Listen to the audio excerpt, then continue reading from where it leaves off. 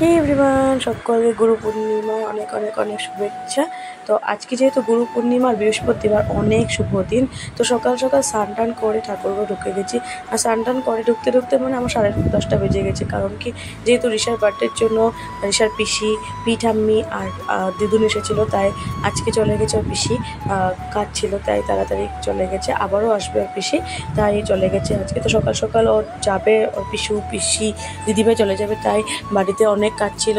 কাজ করতে করতে ঠাকুরঘরে একটু লেট করে ঢুকলাম, কারণ কি ওকে বাড়ি দিতে হবে তার জন্য। এরপর দেখো ঠাকুরঘরে ঢুকে সব সুন্দর করে আয়োজন করে আমি পুজো দিয়ে দিলাম। আর যেহেতু আজকে বৃহস্পতিবার, মা লক্ষ্মীকে আগে পুজো দিয়েছি, তারপরে গুরুদেবকে সুন্দর করে সিন্নি টেনে দিয়েছি। আমি দিনের বেলা সিন্নিটা দিয়ে দিই, কারণ কি সন্ধ্যার সময় তো মানে উপোস থেকে দিই না, ভাত টাত খাওয়া হয়েছে তাই।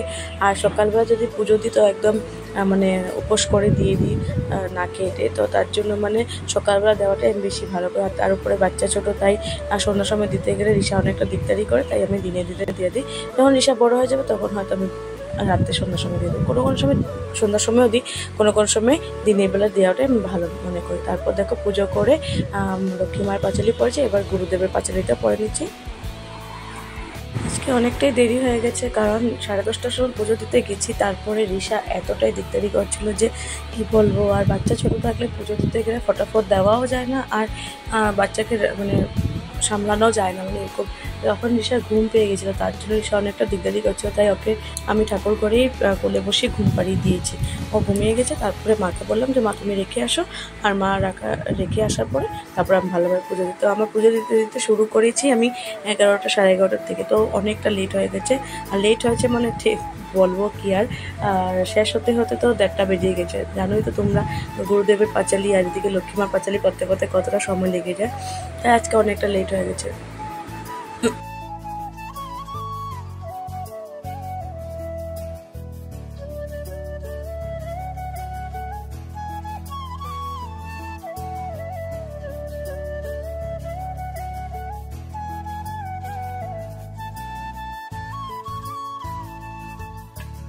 এরপর পাঁচালি শেষ করে ঠাকুরকে একটু মানে ভোগ দিয়ে তারপরে আমি ঠাকুর খুলে আমি দেখো প্রসাদ বাড়তে বসে পড়েছি। তো এবার সবাইকে একটু একটু করে দিয়ে দেবো।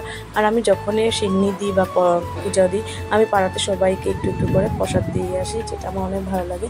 আর এরপর মাও বলেছে যে আজকে অনেক ভালো দিন, মানে আমার মা বলেছে যে ভালো দিন, তো পুজোটা ভালো করে দিয়ে দেয়। কারণ কি আমাদের বাড়িতে তো এখন নতুন ঘর বানানো হচ্ছে, আমাদের ঠাকুর ঘরটা একদম মানে জানোই তো ঠিক নাই, তাই মা বাড়িতে পুজো দিতে পারি না। তাই মা বললো আমি এখানে সব কিছু এনে দিচ্ছি, তুই ভালোভাবে পুজো দিয়ে দে। তো মার কথাতে সুন্দর করে সব কিছু এনে দেখো পুজো দিয়ে দিয়েছি। তো ভিডিওটি কেমন লাগলো সেটা নিশ্চয়ই কমেন্টে জানাবে। আর যদি এফবিতে দেখে থাকো তো এফবি পেজ থেকে ফলো করে দেবে আমাকে। তো টাটা, বাই বাই।